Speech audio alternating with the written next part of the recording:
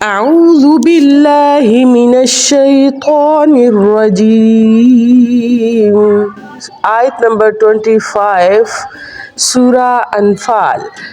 ترجمہ: واتقوا، اور بچو، واتقوا، اور بچو، یہ آپ سب سے بھی ہے خطاب، مجھ سے بھی اور آپ سے بھی، پہلے لوگوں سے بھی، نبی صلی اللہ علیہ وسلم اور صحابہ سے بھی، کہ تم بچو کس چیز سے؟ فتنتن، فتنے سے، ایسے فتنے سے بچو، لا تصیبن الذین، جو ضرور ان کو نہیں پہنچے گا جنہوں نے ظلم کیا، ظلموا، ظلم کیا، منکم، تم میں سے، خاصہ، خصوصاً، یعنی یہ صرف ظالموں کو ہی نہیں پہنچے گا کہ یہ خاص ان کا ہی فتنہ ہے، انہیں لپیٹ میں لے گا، بلکہ یہ دوسرے لوگوں کو بھی اپنی لپیٹ میں لے لے گا۔ وَاعْلَمُوا، اور جان لو، یقیناً اللہ رب العزت، ان اللہ، یقیناً اللہ تعالی، شدید العقاب، سخت سزا دینے والا ہے۔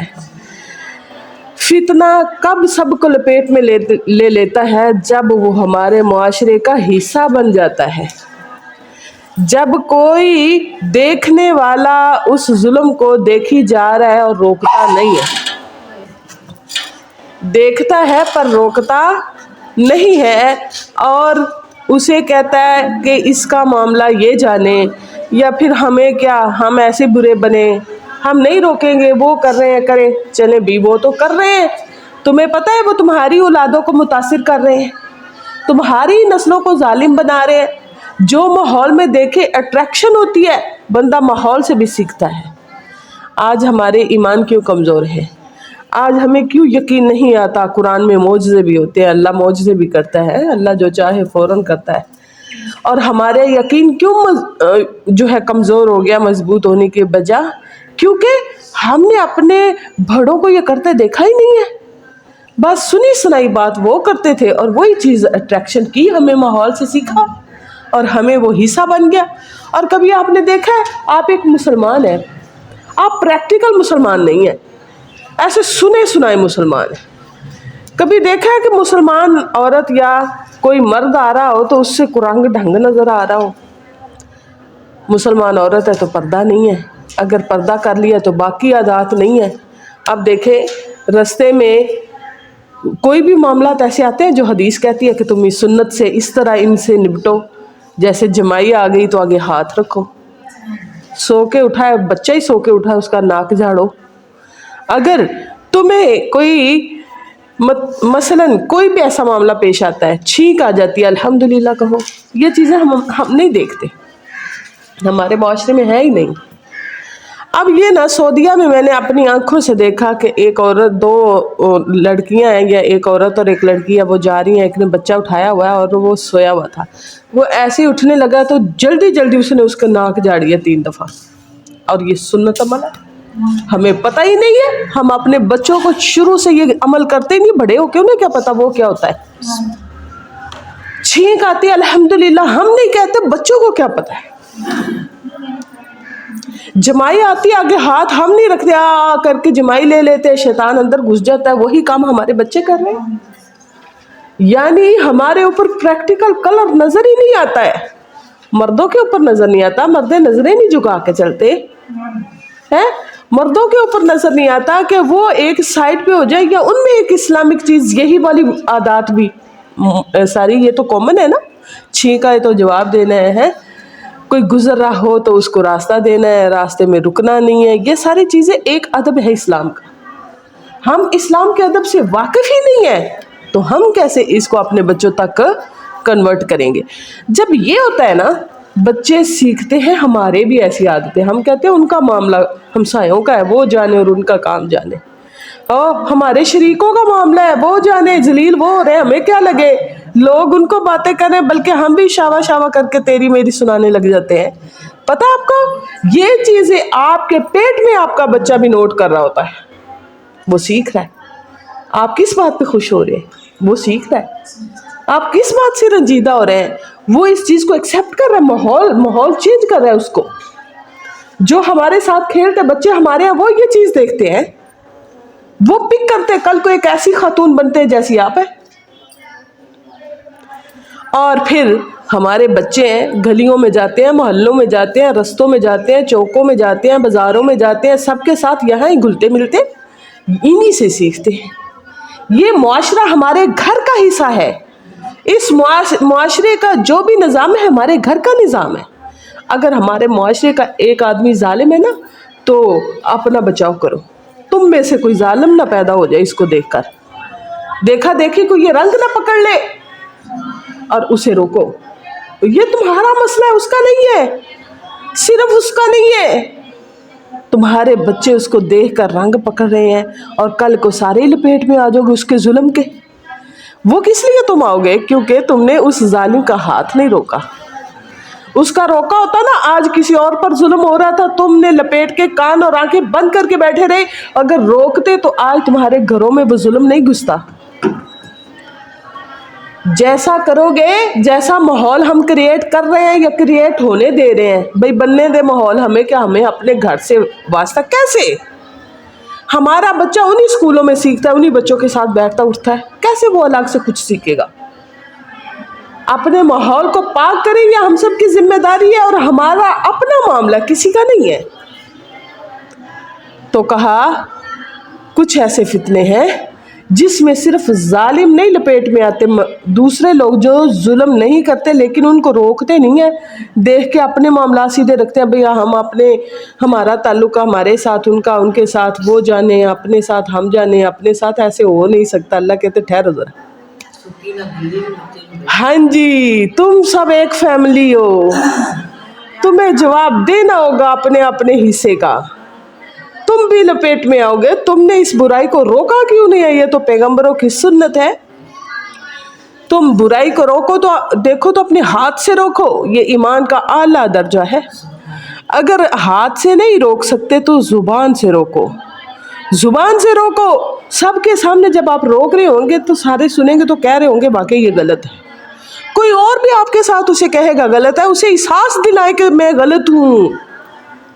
جب اس چیز کا احساس ہی نہیں ہوگا کہ میں غلط ہوں تو وہ غلطی چھوڑے گا کیسے؟ اگر احساس نہیں ہوگا تو وہ ہمارے معاشرے کا جز بن جائے گی وہ غلطی.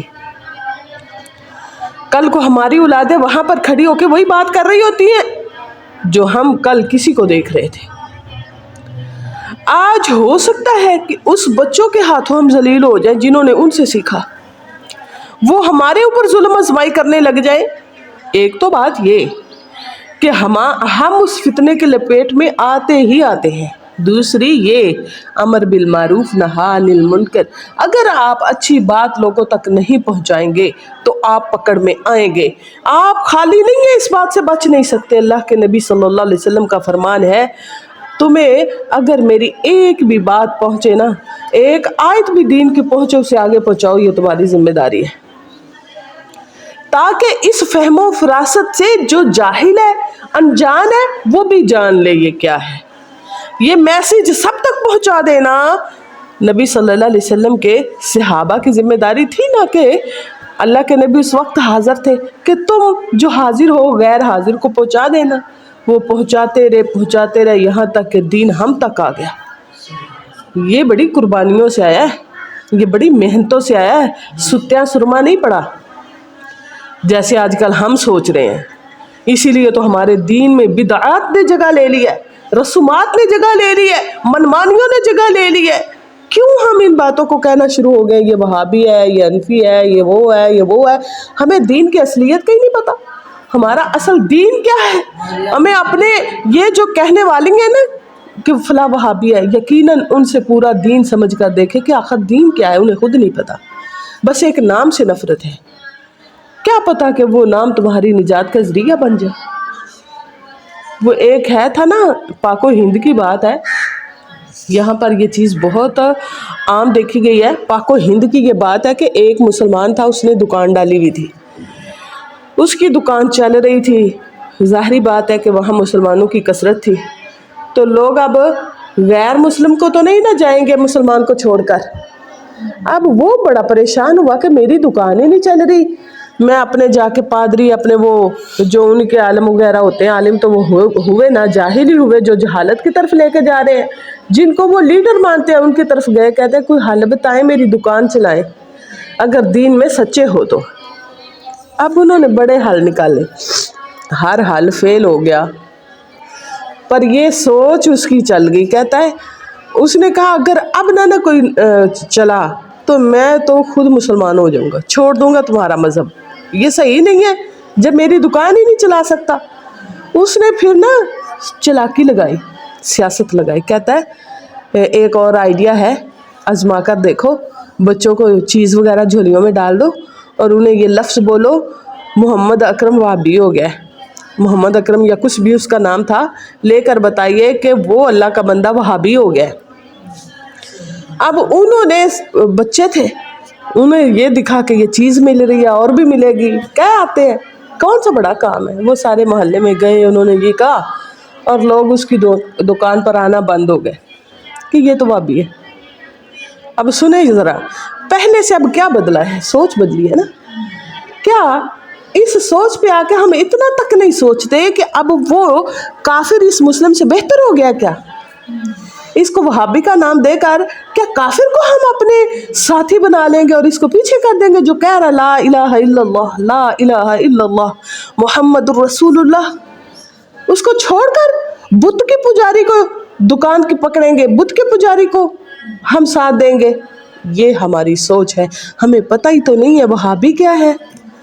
असल में क्या है ना, हम सब मुसलमान हैं।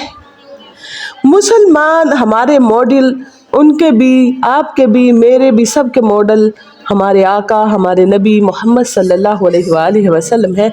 उनकी सीरत पढ़ें, अल्लाह का कुरान पढ़ें, बस यही हमारी सिरात मुस्तकीम है, यही हमारी दावत है। चाहे अहले हदीस है, चाहे वहाबी हैं, चाहे देवबंद है, जो भी है, सबका मकसद कुरान है। अपनी सोचों के अंदर ऐसी ऐसी बातें लाकर दीन से दूरी नहीं होनी चाहिए।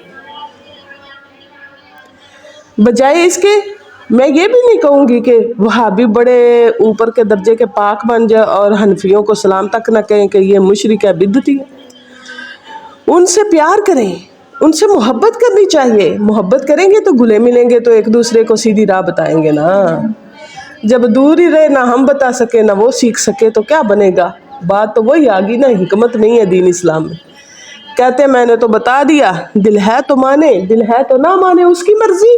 नहीं, दीन को हिकमत से रखना है, इतने प्यार से, इतनी मोहब्बत से कि अगला दीन सीखने पर मजबूर हो जाए, भागने पर मजबूर ना हो। आज हमारे अंदाज इतने कड़वे हैं, हमारी बात ऐसे ला चमका वाली है, चाहे दीन सिखा रहे हैं लोग भाग जाते हैं।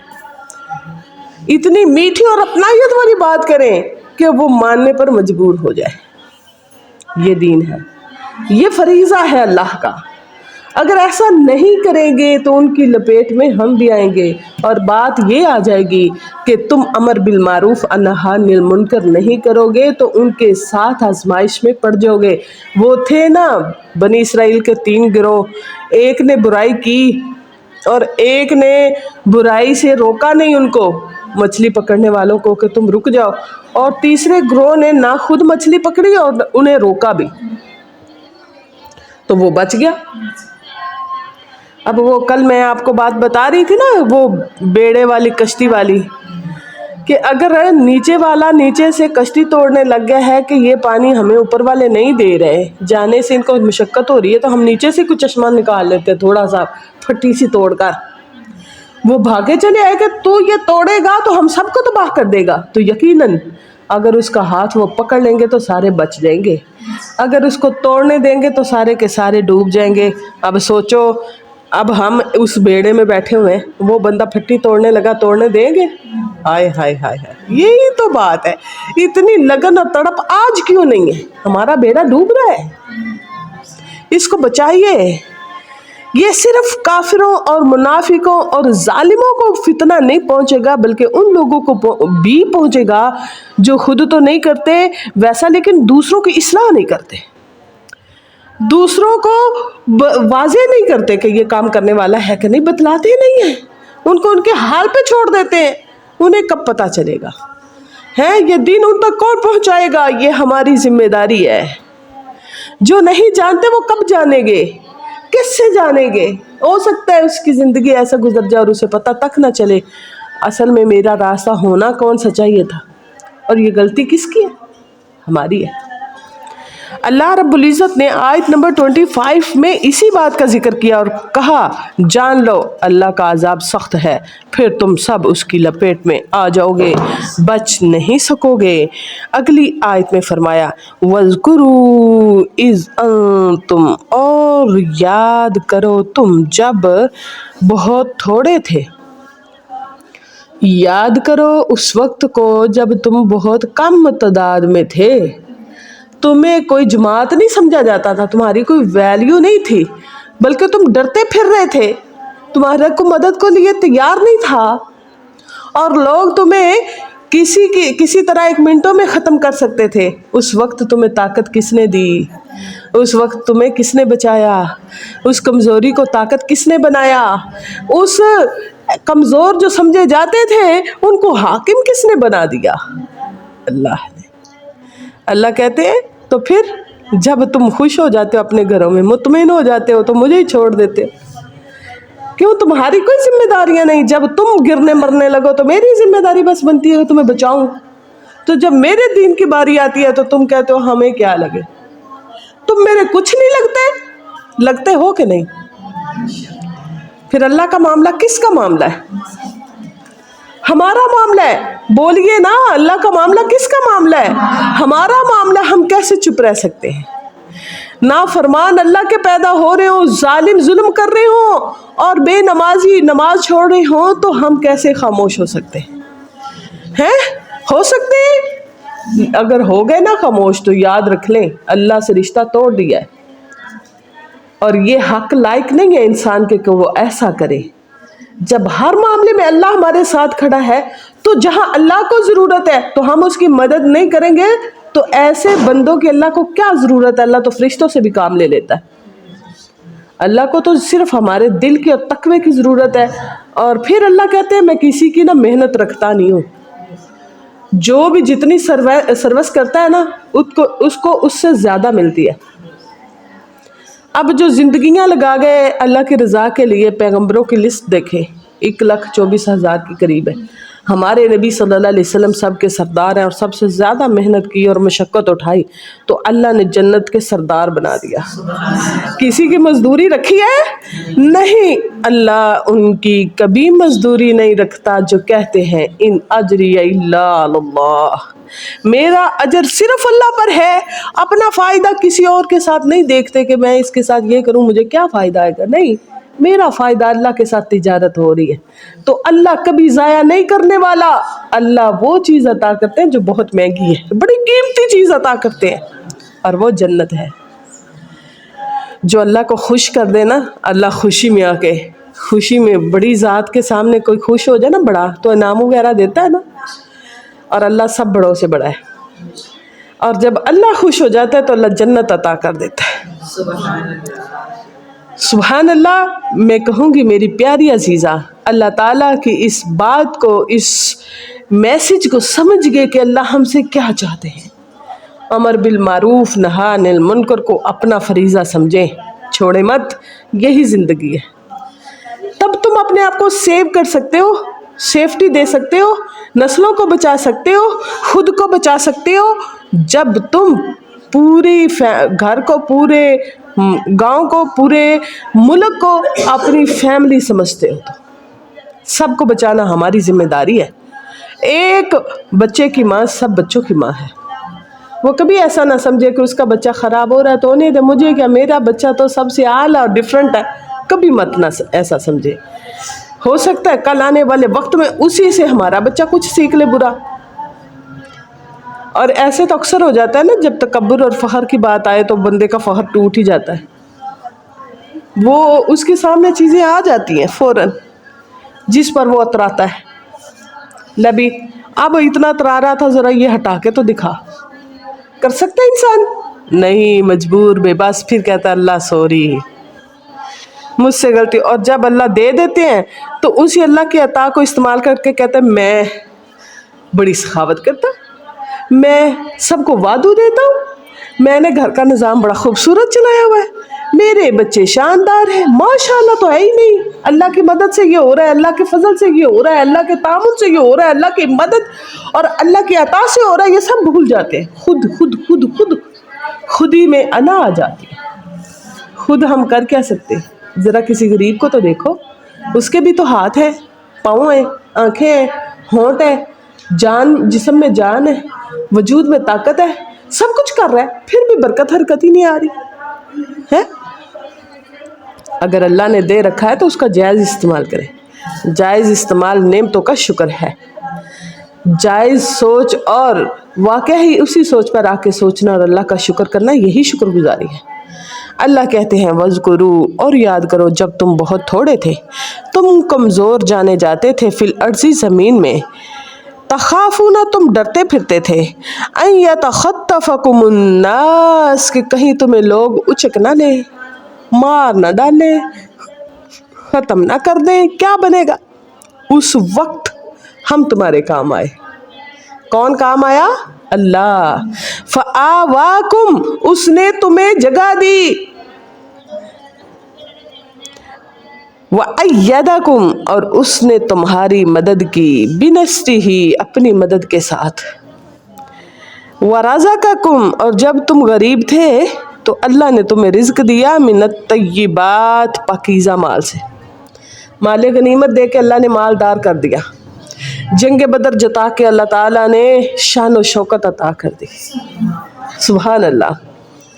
مکہ فتح کر کے اللہ نے سلطنت، بادشاہی مکہ دے دی، ریاست مدینہ سے ریاست مکہ بھی بن گئی۔ اور پھر اللہ کہتے ہیں یہ سب میں نے کیوں دیا بلا، کہ تم کل کو کہو میں نے یہ واہ کر لیا، نہیں۔ اللہ کہتے اس لیے لعلکم تشکرون، کہ کل تم میرا شکر ادا کر سکو، امن آ جائے، ہر چیز میسر، ماحول بہترین ہو جائے۔ جب تم نماز ڈرتے ڈرتے پڑھتے تھے، کافروں نے دیکھ لیا تو مار ڈالیں گے، گھس کر کسی ایک کے گھر میں آپ واعظ و نصیحت سنتے تھے، میں نے تم سے تمام خوف دور کر دیے، تمہیں جگہ دی، تمہیں امام بنا دیا، تم سب کے سامنے، بلکہ کیا ان کو بھی دعوت دے رہے ہو۔ یہ سب تو میں نے اس لیے کیا کہ جب تم نہیں کر سکتے تھے تو تمہیں تکلیف ہو رہی تھی، جب کر سکو گے تو تم اللہ کا شکر ادا کرو گے کہ یہ اللہ کے فضل سے ہوا۔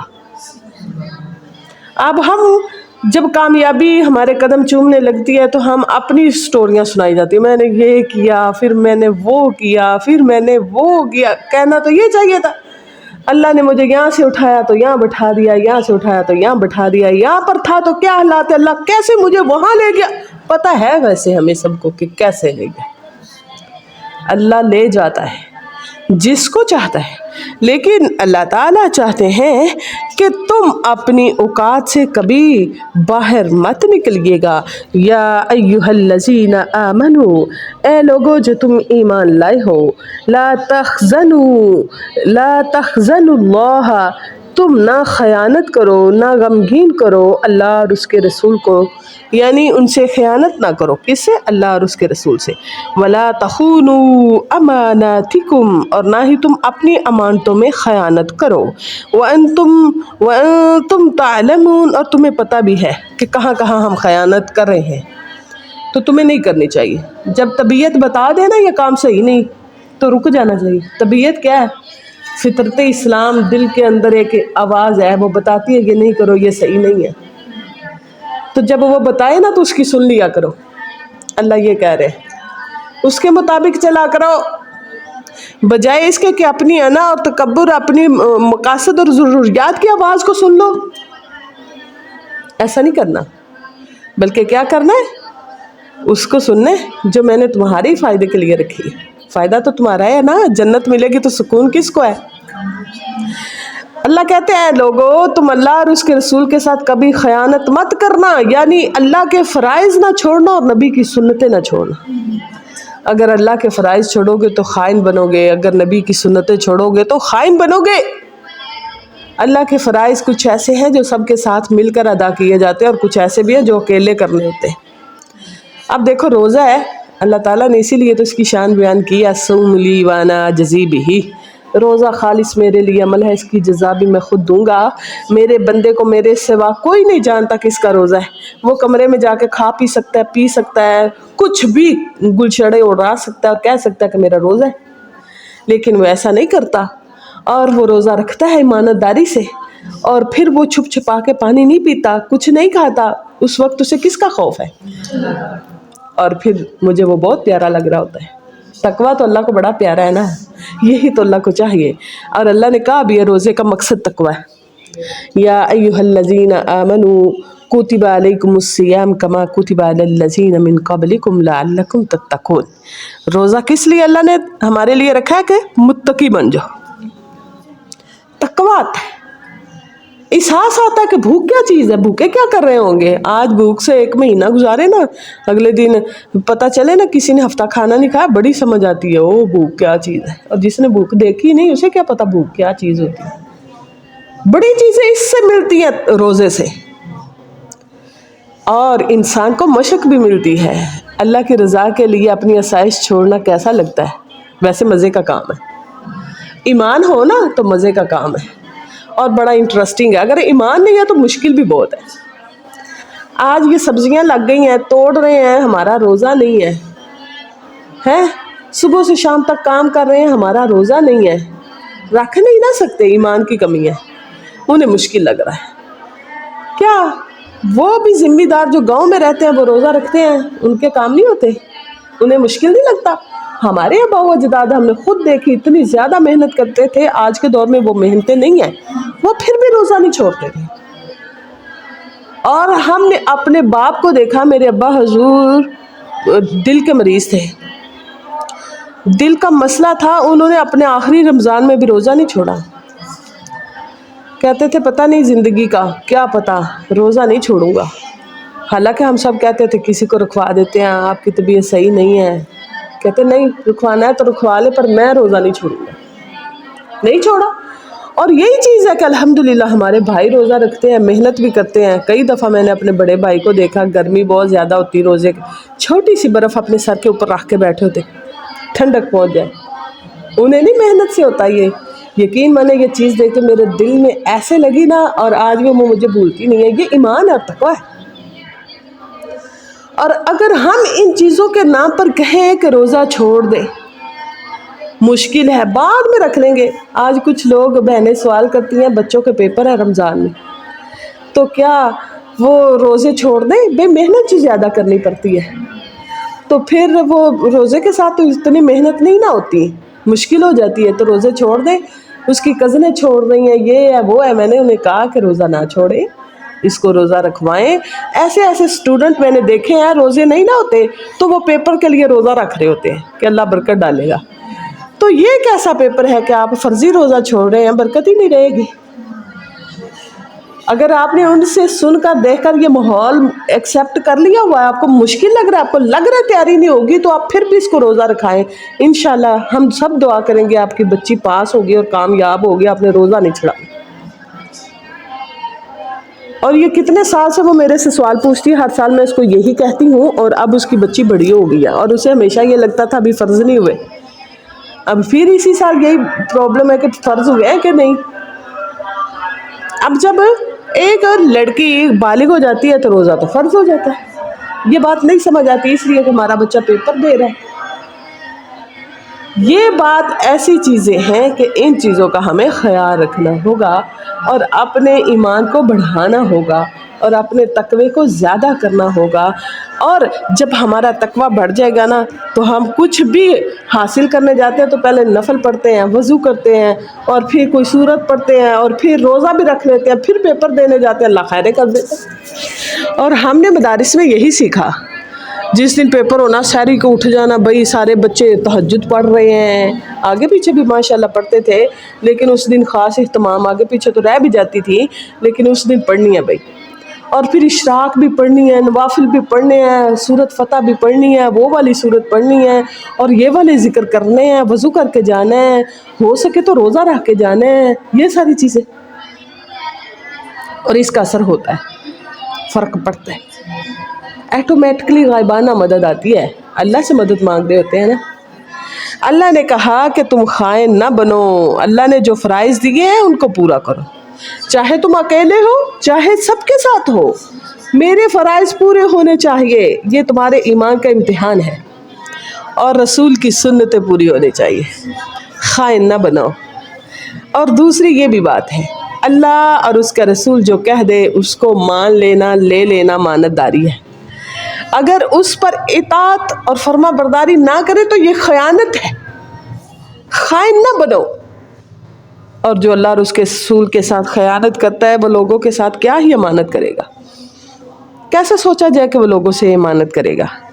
کہا پھر اللہ اور اس کے رسول کے ساتھ یہ امانت کافی نہیں ہے، اس کے بعد کہا وَلَا تَخُونُوا أَمَانَاتِكُمْ، اور نہ ہی تم خیانت کرو اپنی ایک دوسرے کی امانتوں میں جو تم ایک دوسرے کے پاس رکھواتے ہو، بلکہ ان کی بھی حفاظت کرو، اگر تم تعلمون جانتے ہو، علم ہے نا تمہیں اس بات کا تو اس پر عمل کرو۔